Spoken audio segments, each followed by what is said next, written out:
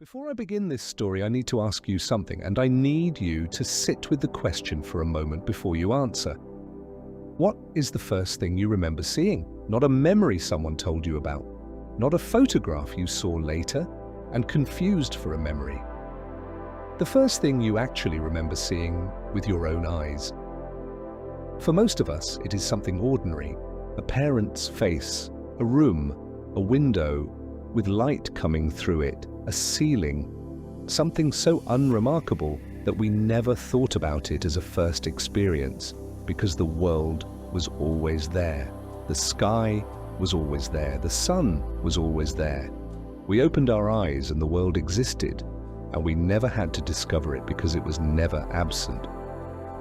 Now, I want you to imagine a child, an infant, born in absolute darkness, underground, in a limestone tunnel beneath a city that is being systematically emptied of people like her. She opens her eyes for the first time and there is nothing. Darkness so complete that it makes no difference whether her eyes are open or closed.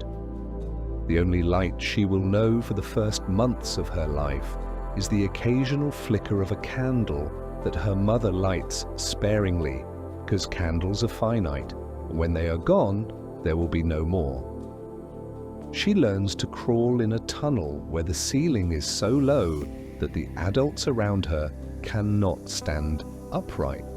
She learns the world through sound and touch and smell. The drip of water on limestone, the warmth of her mother's body, the cold of the stone floor, the voices of people she has never seen clearly and will not see clearly until the day she is carried up to the surface for the first time. And on that day, the day the darkness ends, the day her mother carries her up a passage and through an opening and into the open air of Odessa for the first time, she screams. She screams and covers her face and buries herself against her mother's chest because the sky is an enormous, empty nothing above her, and the light is an assault on eyes that have never experienced it. And the world is so vast and so open and so boundless that it terrifies her more than the darkness ever did. Because the darkness was home, the darkness was safety. The darkness was the only world she knew. And the light, the sky, the wind, the unimaginable openness of a world without walls and without ceilings, as that was the thing she had to learn not to fear. I want you to think about that. And when this video is over, I want you to tell me in the comments what you felt, because I have been researching this story for weeks and I still do not have the words for what these families endured. Maybe you do. Here is what happened beneath Odessa. October 16th, 1941, Odessa, Soviet Union. The Black Sea coast of Ukraine. Romanian forces entered Odessa after a brutal 73-day siege. The city had held out longer than anyone expected. Soviet defenders and civilian volunteers had fought for every street. Over 90,000 Romanian soldiers were killed or wounded, taking a city that their commander, Marshal Ion Antonescu, had promised would fall in days. Antonescu was furious. The losses were staggering. The resistance had humiliated the Romanian army in front of its German allies, and Antonescu decided that Odessa would pay. What followed was one of the largest single massacres of the Holocaust. On October 22nd, 1941, a bomb exploded at the Romanian military headquarters on Engels Street, killing 67 people, including the Romanian military commander of the city, General Ion Antonescu, and 16 other Romanian officers. The Romanian response was immediate and catastrophic. Antonescu ordered reprisals against the Jewish population of Odessa. Not against partisans, not against military targets, against civilians. In the first 2 days alone, over 5,000 Jews were seized from their homes and shot in the city's public squares. Thousands more were marched to the suburb of Dalnik, where they were locked in warehouses. The warehouses were set on fire. Those who tried to escape were shot by Romanian soldiers surrounding the buildings. Over the following days, the killing expanded. Jews were rounded up across the city, transported to concentration camps in Transnistria, the occupied zone east of the Odessa River. Most did not survive the camps. The total death toll of the Odessa massacre is estimated between 25,000 and 34,000 people. The exact number has never been established. The killings continued for weeks, but not everyone was taken, not everyone was found. Because beneath the streets of Odessa, beneath the buildings where Romanian soldiers conducted their house-to-house searches, beneath the squares where the shootings took place, there existed a world where no soldier could follow. The catacombs beneath Odessa are not catacombs in the traditional sense. They are not burial chambers. They are not religious sites. They are limestone mines. For over 200 years, the city of Odessa was built from limestone quarried directly beneath it. Workers dug the stone from underground and carried it to the surface, where it was cut into blocks and used to construct the buildings above. The quarrying created tunnels, and the tunnels grew and grew and grew. By the 20th century, the tunnel network beneath Odessa extended for approximately 2,500 kilometers. That is over 1,500 miles. If you stretch the tunnels into a single line, they would reach from New York City to Denver, Colorado. It is the largest known catacomb system in the world, larger than Paris, larger than Rome, larger than any other underground network created by human hands. The tunnels vary in size. Some passages are wide enough to drive a vehicle through. Others are barely wide enough for a person to squeeze sideways. The ceilings range from 3 meters in the main quarry corridors to less than 1 meter in the connecting passages. The temperature underground is constant, approximately 14 degrees Celsius, 57 degrees Fahrenheit. Cool but survivable, year-round, regardless of the season above. And in October 1941, as the massacres began, Jewish families began disappearing into the tunnels. They did not go willingly. No one chooses to live underground. No one looks at their children and says, "Today we will leave the sun and the sky and everything we know and descend into darkness, and that is where we will live now." They went because the alternative was death. The families who entered the catacombs in the autumn of 1941 did so with whatever they could carry, blankets, clothing, whatever food they could gather in the chaos of the occupation. Pots and pans, candles, matches. A few had oil lamps. Some had virtually nothing. They entered through basement openings in buildings across the city, through hidden entrances in courtyards and cellars that had been known to locals for generations, through openings in the hillsides on the outskirts of the city that led down into the vast darkness below. And once they were underground, they faced an immediate problem. They could not come back up. Romanian patrols watched the streets. Informers reported suspicious movement. The penalty for sheltering Jews was death.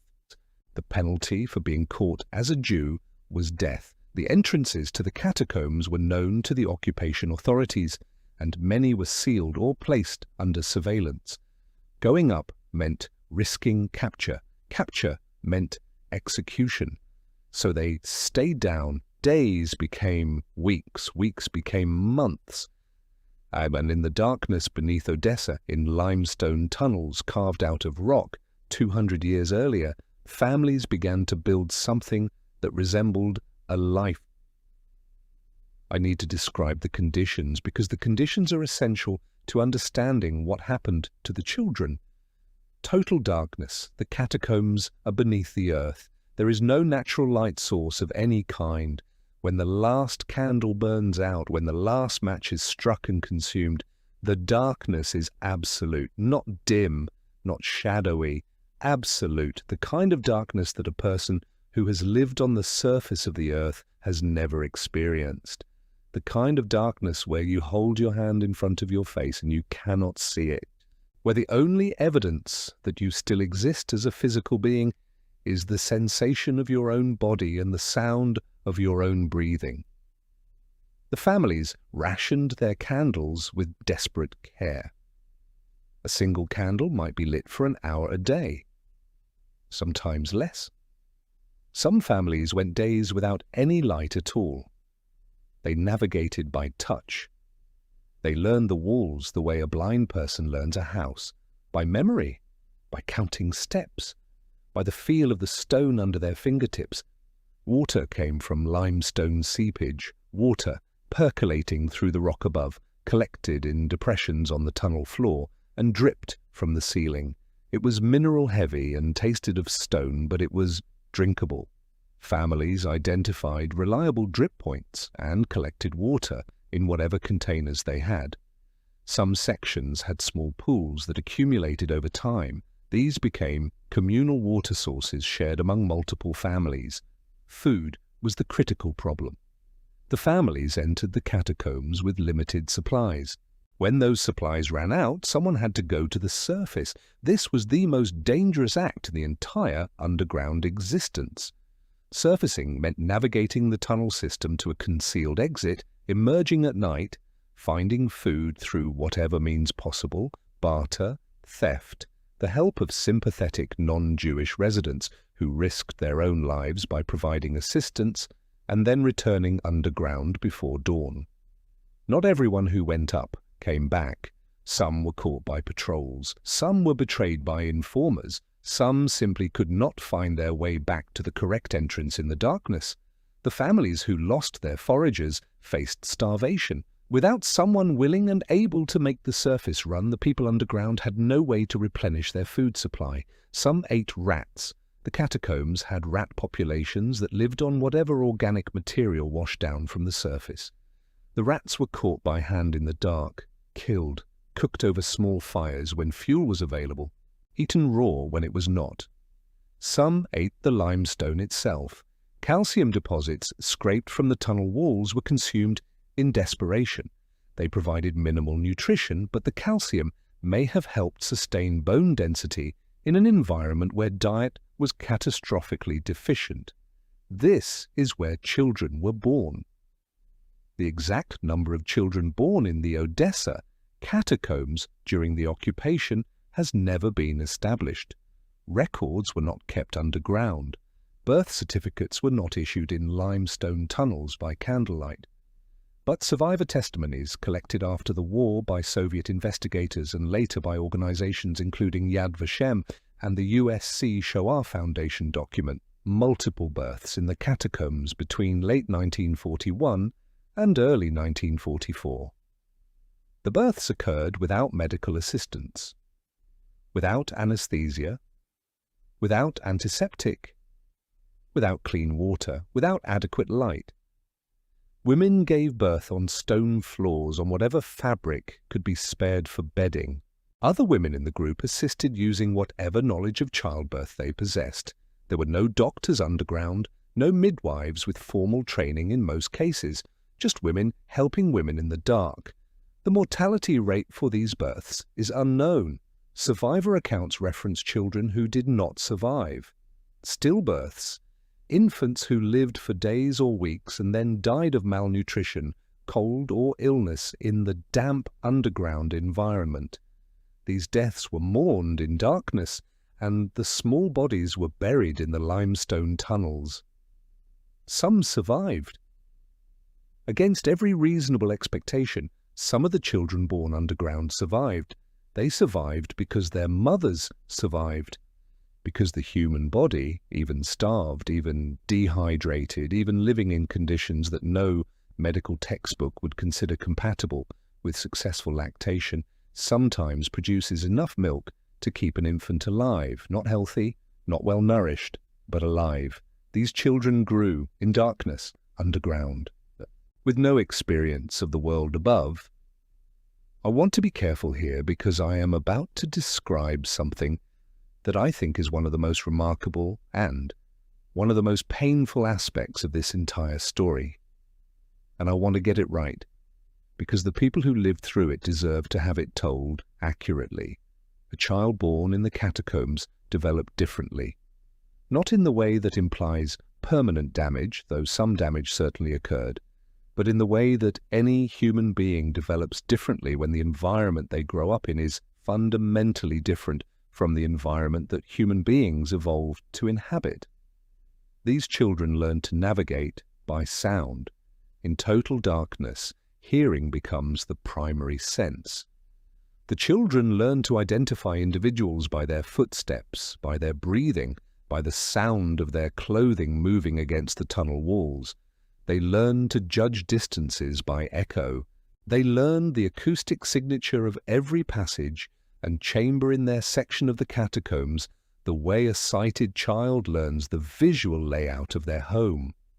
They learn to move in silence.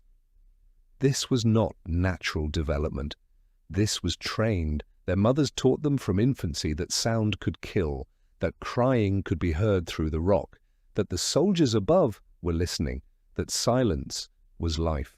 Survivor Raquel Gershkovich, who was a young mother in the catacombs and whose testimony is held at Yad Vashem, described how mothers would place their hands over their babies' mouths when sounds were heard from above. She described the agony of silencing your own child, the terror that the baby would cry at the wrong moment, the knowledge that your child's natural, healthy instinct to cry when hungry or cold or afraid was the thing most likely to get everyone killed. She said that some babies learned that they stopped crying after a time, that the silence was not natural, but it was learned, and the babies who learned it survived, and the ones who did not were the ones whose mothers made impossible choices about how far they could go to keep the group safe. She did not elaborate on what those choices were. She did not need to. The children who survived and grew in the catacombs developed a relationship with darkness that survivors described as fundamentally different from their own. For the adults, the darkness was an enemy, an oppressive, constant reminder of their confinement. Adults who spent months underground described the psychological toll in terms that overlap significantly with what we now understand as sensory deprivation syndrome, depression, disorientation, loss of time perception, hallucinations, a growing inability to distinguish between sleep and wakefulness. Some adults describe forgetting what colors look like, forgetting the sensation of wind, forgetting the smell of rain. But the children born underground had no such experience of loss because they had never possessed what was absent. The darkness was not oppressive to them because they had never known light. The confined space was not claustrophobic because they had never known open space. The silence was not unnatural because they had never known the sounds of the surface world, birds, wind, traffic, music, the ambient noise of human civilization that those of us who live above ground are so immersed in that we no longer hear it. The children born in the catacombs had none of that. Their world was complete unto itself. Tunnel walls, stone floors, the voices of a small number of adults, the drip of water, the occasional flicker of candlelight that was the closest thing to daylight they would know for the first years of their lives. Several survivors described a phenomenon that I find almost unbearably moving. When candles were lit, the children born underground would reach for the flame. Not to touch it, not out of the normal infant curiosity about fire, but to hold their hands near the light, to feel the warmth on their palms, to watch the light move on the tunnel walls. They were hungry for light the way starving people are hungry for food. It was a physical need, visible, unmistakable. And when the candle was extinguished, which it always was because candles could not be wasted, some of the children cried, not loudly. They had learned not to cry loudly, but quietly, a soft grieving sound that the adults around them recognized. because it was the same sound they made themselves in the dark.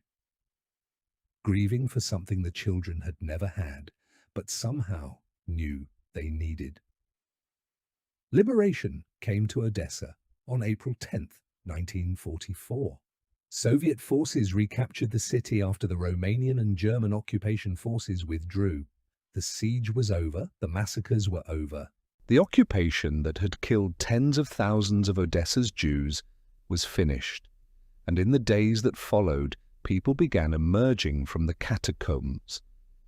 They came up through the same entrances they had gone down through basement passages, through hillside openings, through gaps in the rubble of buildings that no longer existed. They came up blinking and stumbling and shielding their eyes. Some had been underground for weeks, some for months, some for more than 2 years. And some of them carried children, small children, toddlers, infants, children who had never been above ground. Survivor Yakov Solomonovich Grinberg, whose testimony was recorded by the USC Shoah Foundation and is held in their Visual History Archive at the University of Southern California, described the emergence in detail. He was not a catacomb dweller himself. He was a Soviet soldier who entered Odessa with the liberation forces and was present at one of the catacomb exits when a group of approximately 30 people emerged from underground. I will read his account as closely as the translation allows. They came out slowly, one at a time, like animals leaving a burrow. They stood at the entrance and covered their eyes, and several of them fell down because they could not tolerate the light. Their skin was very white, almost grey. They were thin. All of them were thin. There were children, small children. One woman carried a child who I estimated to be approximately 2 years old. The child was very small for its age, very thin. The woman held the child against her chest with the child's face pressed into her coat. When the woman turned the child to face outward toward the sky, the child began to scream, not cry, scream, a terrible sound. The child kicked and twisted and tried to bury its face. The child was terrified of the sky, of the open space, of the light. The woman was crying. She held the child and tried to calm it, but the child was hysterical. Other soldiers who were present tried to help, but every time the child saw the open sky above it, screamed again. I have seen many things in this war. I saw Stalingrad. I saw things at Stalingrad that I will never describe to anyone, but the sound of that child screaming at the sky is something I have never forgotten. It was the sound of a human being encountering a world it was never supposed to encounter, a world that should have been natural and normal and welcoming, but instead it was foreign and terrifying. The sky terrified that child more than the darkness ever had, because the darkness was home. Grinberg paused at this point in his testimony. The recording shows him sitting silently for several seconds. Then he continues, "I understood something that day that I had not understood before, that the worst thing the Romanians did was not the killing. The killing was evil, but it was over when it was done.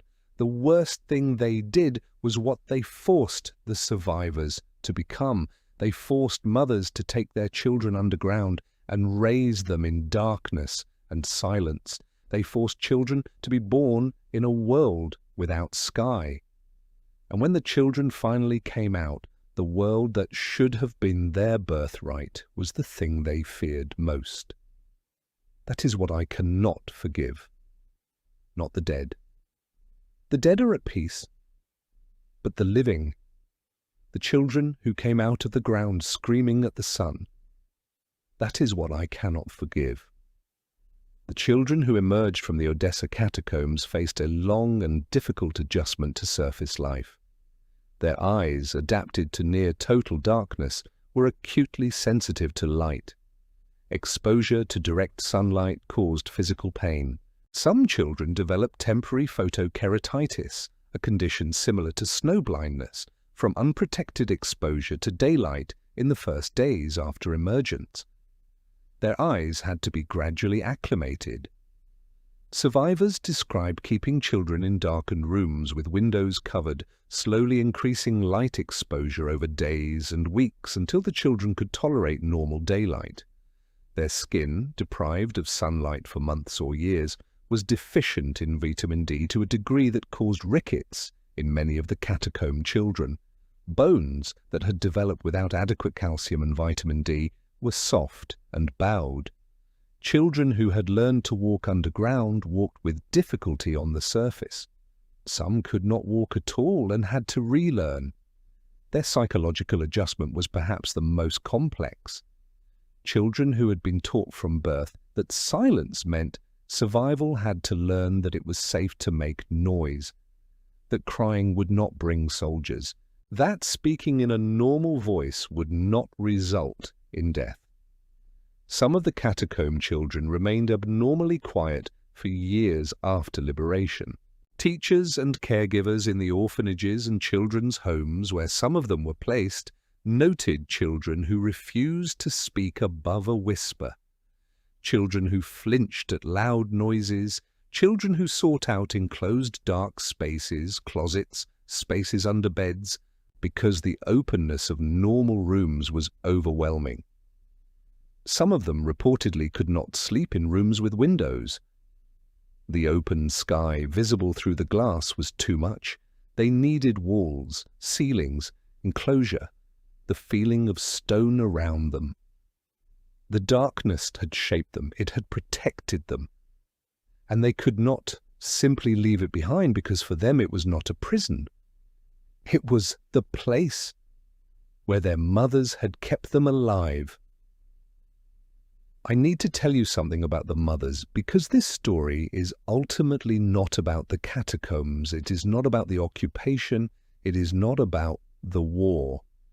It is about what a mother will do to keep her child alive. The women who gave birth in the catacombs and kept their children alive through months of darkness and starvation and fear did something that I do not have adequate words to describe. They maintained their children's humanity in conditions designed to destroy it. Survivors describe mothers singing to their children in the dark, quietly, almost inaudibly, but singing, teaching them songs, teaching them words, teaching them language and melody in a world without light.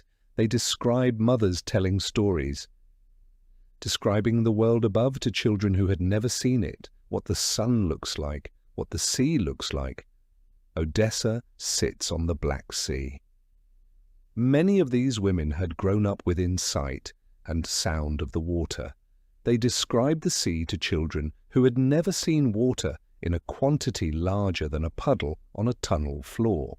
They described mothers stroking their children's faces in the darkness so the children would know what human touch felt like, so the children would understand that they were loved, that they were not alone, that the darkness had boundaries, even if those boundaries were invisible.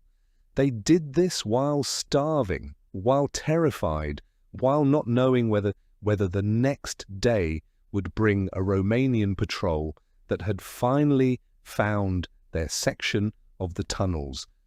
They did this because that is what mothers do, and I want you to remember something. These women were not professional survivors. They were not soldiers. They were not trained for this.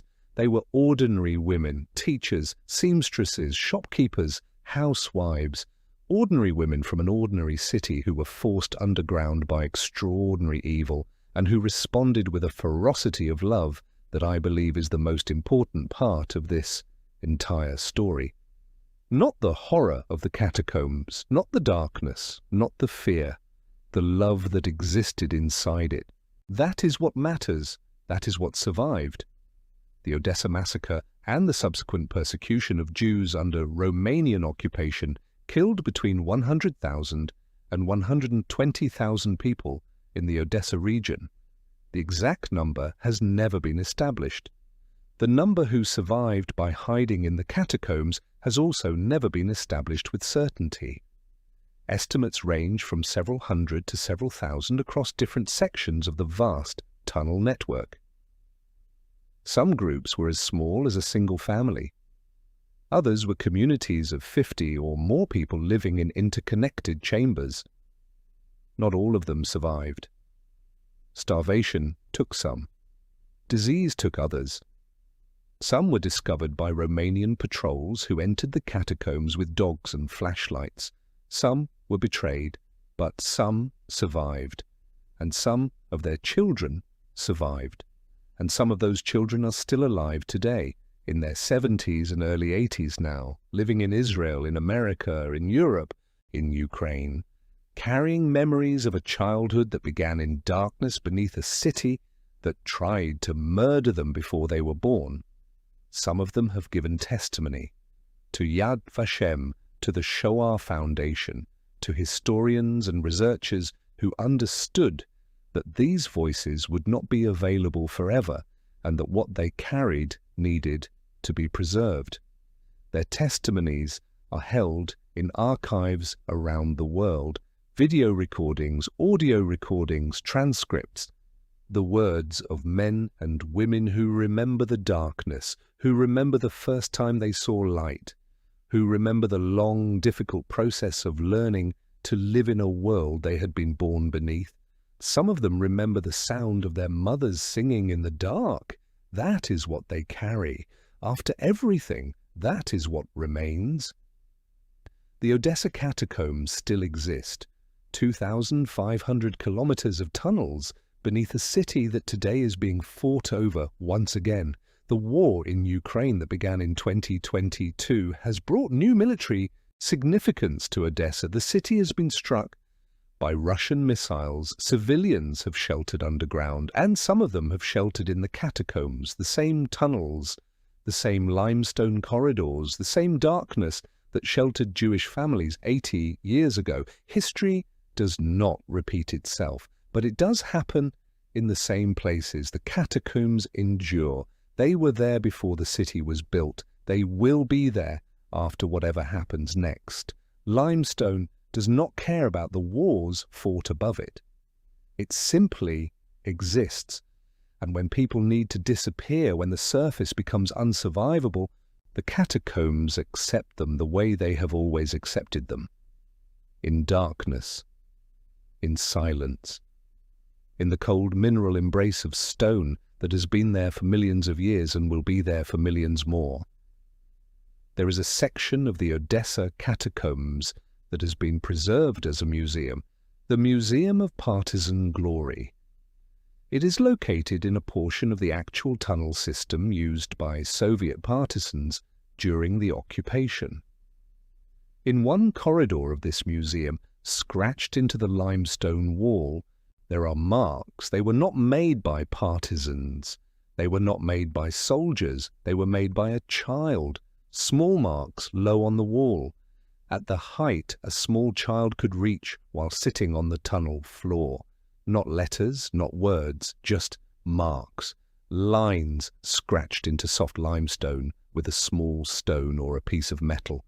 No one knows which child made them. No one knows when. No one knows if the child survived. But the marks are there, in the stone, in the dark. A child sat in the darkness beneath Odessa and scratched marks into a wall, because that is what children do.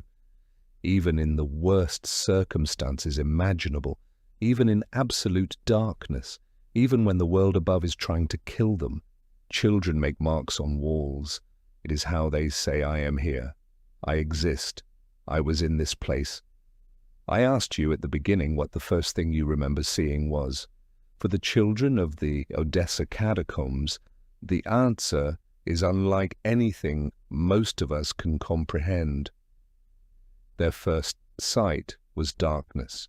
Their first memory of light was a candle flame. Their first experience of the sky was terror. They were born into a world that human beings were never meant to inhabit. They survived because their mothers refused to let them die. They emerged into a world that should have welcomed them, but instead overwhelmed them with its openness and its brightness and its terrifying infinite sky. Some of them are still alive, carrying this with them 8 decades later. If this story meant something to you, I want to know what it meant. Tell me in the comments, because I believe these people deserve to be heard. Not studied, not analyzed, heard. The mothers who sang in the dark, the children who reached for candlelight, the toddler who screamed at the sky. They deserve to have their story told by someone who gives a damn about getting it right. I hope I did. The marks on the wall in the Odessa catacombs are still there. The limestone preserved them.